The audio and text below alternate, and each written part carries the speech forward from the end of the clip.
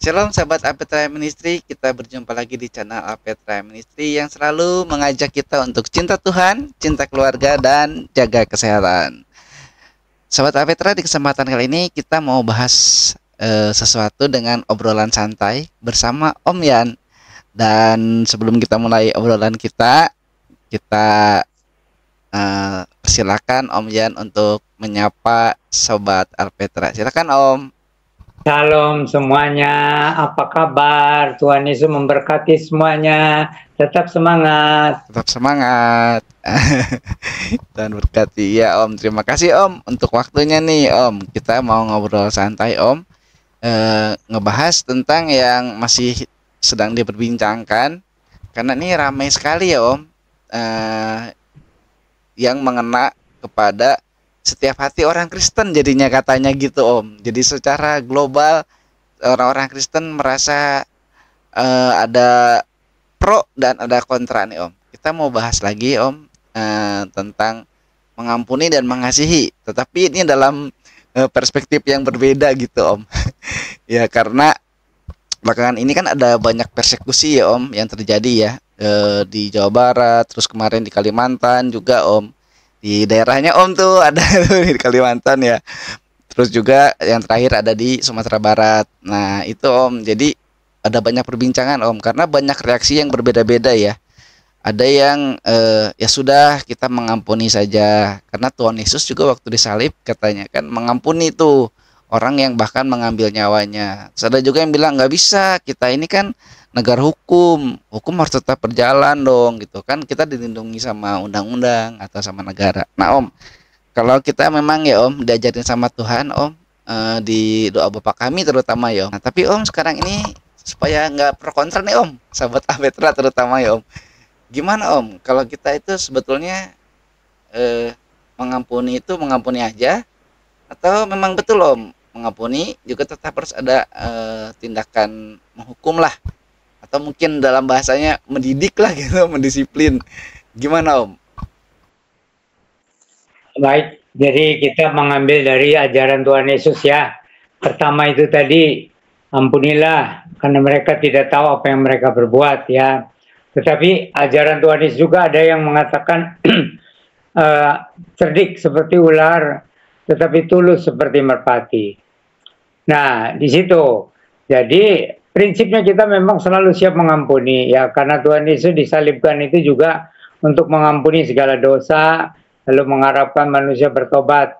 Kita juga sebagai pengikut Tuhan Yesus memang begitu. Tetapi ada juga ajaran Tuhan Yesus yang mengatakan cerdik seperti ular, tulus seperti merpati. Nah ini bagaimana digabungkannya? Itulah sikap orang Kristen.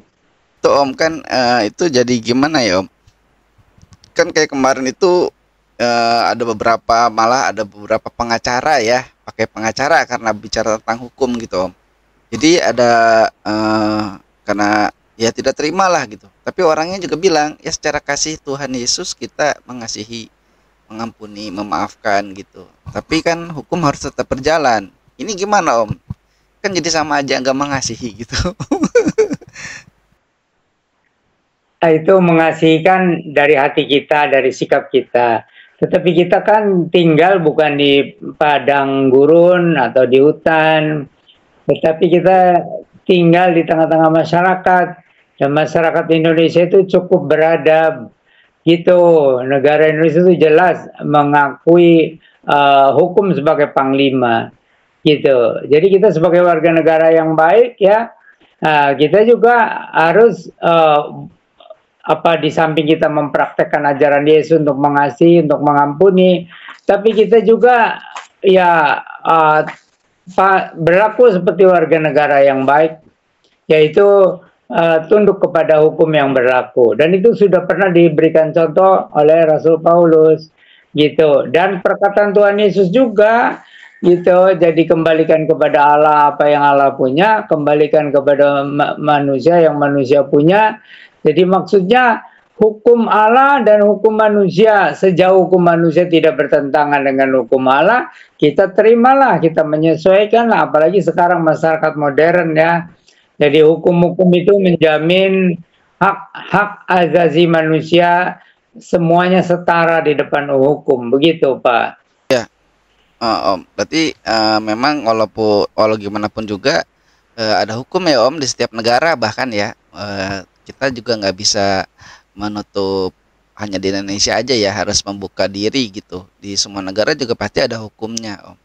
Dan di Indonesia termasuk salah satunya eh, mengupayakan upaya hukum itu ketika misalnya dipersekusi gitu Om, atau kan udah nggak aneh ya Om dari zaman dulu. Nah bahkan sekarang Om udah 80 tahun nih usianya, pengembalaan juga udah berpuluh-puluh tahun kan. Om melihat ini Om, jadi gimana Om, kok masih ada aja gitu gereja yang dipersekusi, dipersulit, bahkan ibadah di rumah juga kadang di apa ya. Gimana Om menurut pandangan Om? Ya, kalau menurut pandangan saya bahwa negara mempunyai kewajiban ya untuk meningkatkan kesadaran hukum kepada semua warga negara, ya baik kepada minoritas maupun kepada mayoritas. Ya, kita kan di hadapan hukum itu sama, apakah mayoritas, apakah minoritas gitu ya. Jadi Rasul Paulus juga pernah seperti dia memanfaatkan ya hukum gitu.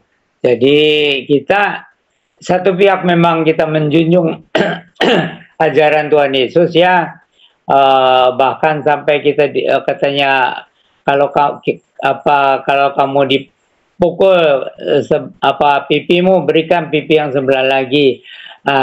Itu tetap kita pakai, tetapi ini negara hukum. Jadi biar hukum yang bekerja juga, tapi kita tidak perlu melapor-lapor lah, gitu.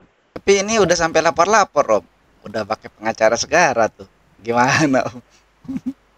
Ya itu rupanya memanfaatkan fasilitas negara yang disediakan bagi semua warga negara. Itu kita juga jangan menyalahkan ya, karena mungkin mereka pikir itu yang terbaik ya. Jadi selama itu tidak menyimpang dari ajaran Alkitab, kita terima itu. Karena ada contohnya bahwa dulu juga Rasul Paulus itu memanfaatkan sistem hukum itu untuk melindungi dirinya.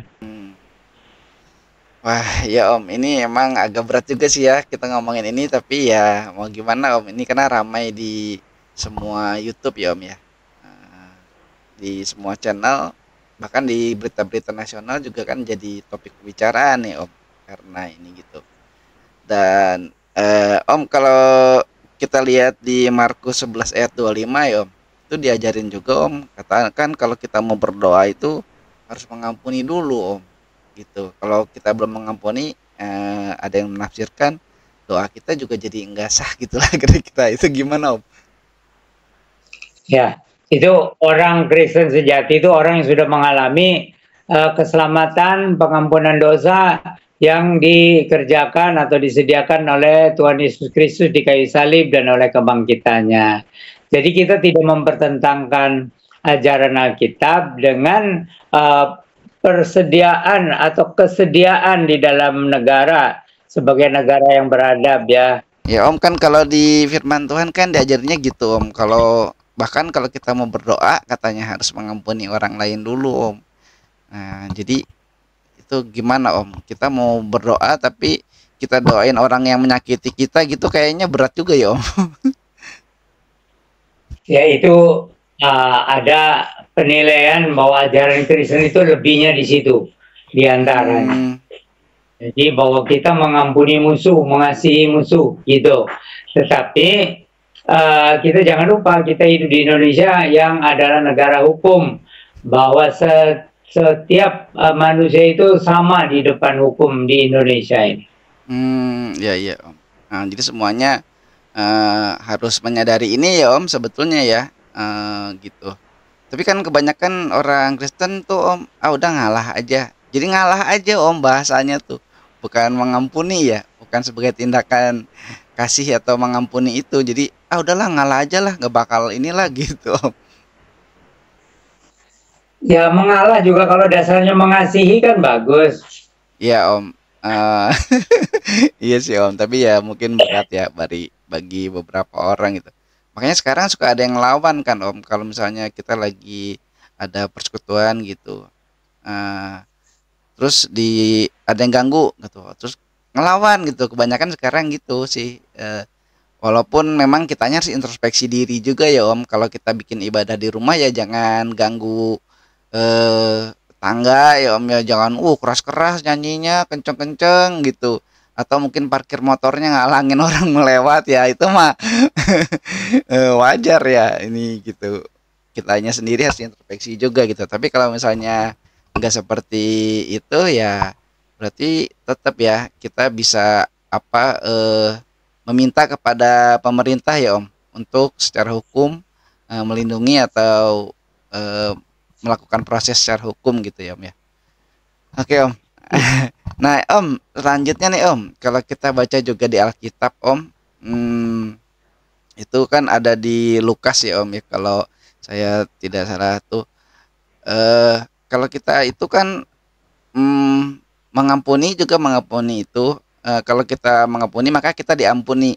Terus kalau kita ngehukum orang, kita dihukum orang gitu. Kira-kira itu gimana Om? Itu Om.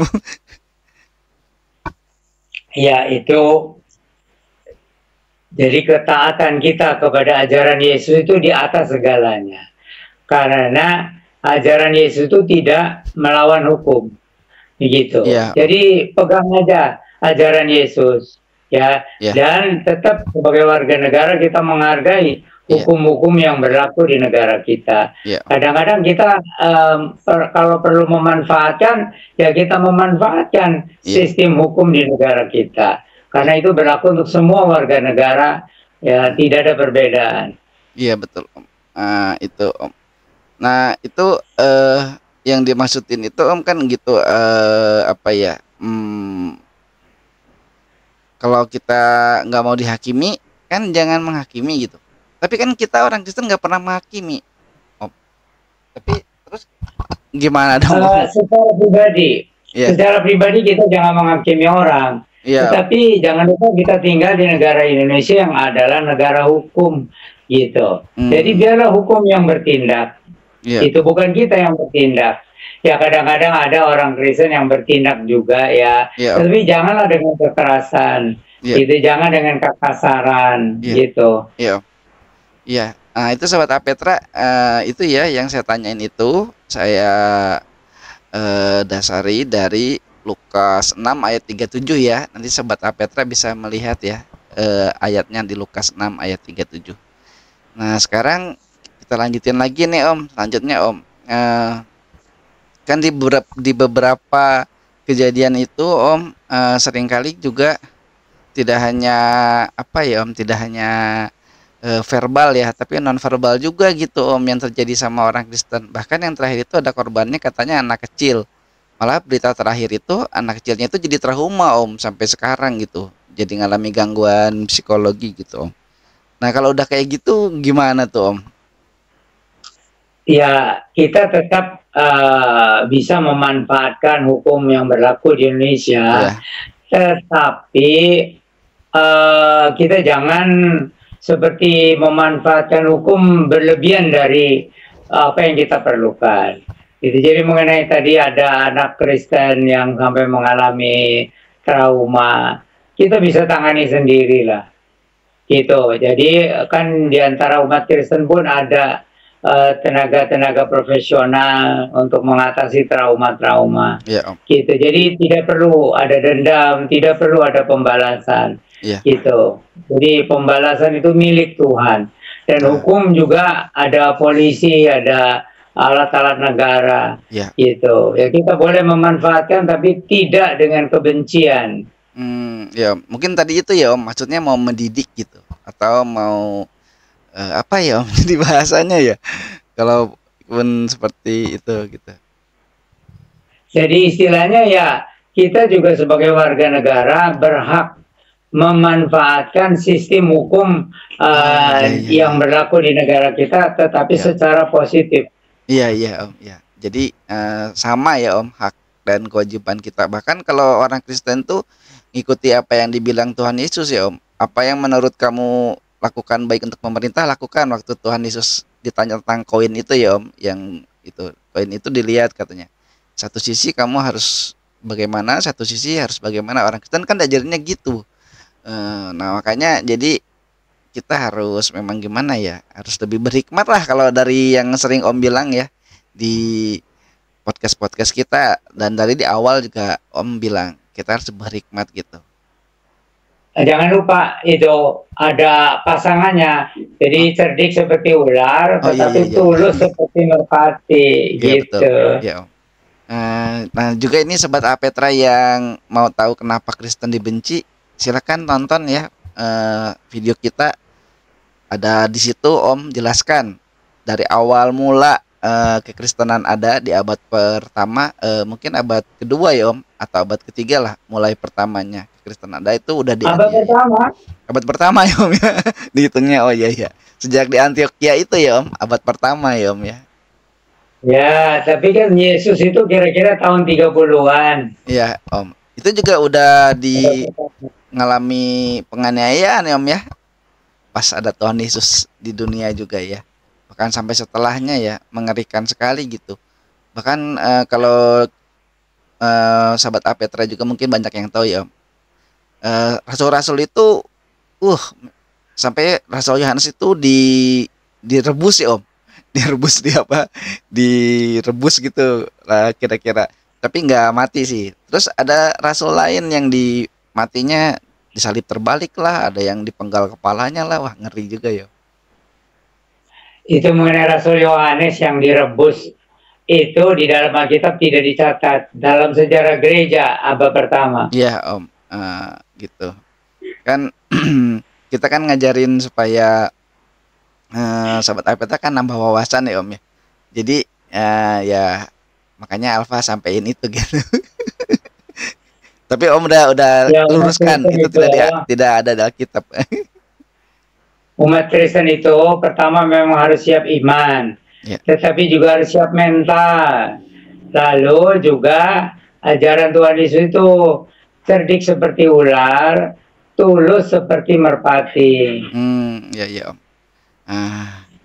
Ingat itu ya, kita harus tulus tapi cerdik, tulus tapi cerdik. Nah itu dia kuncinya ya. Dan juga menghadapi apa tekanan-tekanan yang ada ke orang Kristen itu tidak usah jadi emosi terus ngelawan ya Om. Gigi ganti gigi, mata ganti mata, tinju lah tinju. Nggak gitu ya Om. Ya Om. Ya, tapi istilahnya tetap umat Kristen juga boleh melawan, tetapi bukan dengan kekerasan. Gitu, melawan juga bukan dengan amarah. Iya iya Gitu ya. Melawannya itu dengan hikmat, iya dengan akal budi, iya dan dengan kasih Yesus. iya. Gitu. Iya. Kalau di apologetika itu diistilahinnya hak jawab kita ya Om ya. Kalau misalnya kita diserang itu ada hak jawab kita gitu, untuk menjawab Betul. dan menjelaskan gitu. Tapi kalau misalnya sampai jadinya kekerasan ya kita lebih baik nggak usah ya. Dan Om selalu menekankan ke saya jangan pernah berdebat, nggak ada gunanya ya Om ya, nggak boleh berdebat gitu kata Om. Jangan salah paham juga, kita berhak menjawab. Berhak menjawab ya Om. Itu. Berhak menjawab. Ya, bukan kalau berdebat memang negatif ya, ya. Seperti kita cari menang.